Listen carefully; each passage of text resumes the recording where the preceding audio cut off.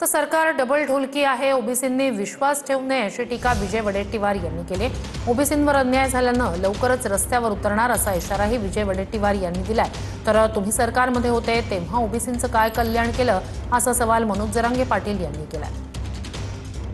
म्हणजे या राज्यातील 85% लोकांना 50% आरक्षण आणि 15% लोकांना 50% आरक्षण, ही भूमिका ही सरकार कुणाच्या बाजूचं आहे, कुणासाठी काम करते हे माझ्या ओबीसी बांधवांनी लक्षात घेतलं पाहिजे।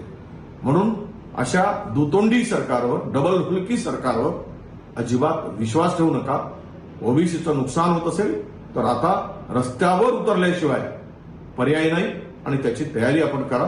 मी सोबत आहे आणि लवकरच याची घोषणा सुद्धा आम्ही करू। आणि ते लई करी ढोलकी होय काय तुमच्या सत्ता होते तेव्हा कुठे गेलता, तेव्हा लय ओबीसीचं कल्याण केलं होय। तो सरकार होतं तेव्हा काय तर पाळणा बांधून दिला तेव्हा झोका ओबीसीला, काही बोलायचं उगा आपलं। हे आलं की याच्यावर बोलायचं, हे बी धडाचे नाहीत। हे काय ओबीसीला यांनी काय पाळणा बांधला नाही, मराठ्याला बी काय झोका बांधून दिला नाही आलेले बी, आणि ते आपल्यात वाद लावून देतात। आपण सुरू आणि कच चांगलं होऊन ओबीसीचं बी मराठ्याचं बी। मी तर मराठ्याचं कल्याण करणारच, मी तर पुढून येणारच आहे।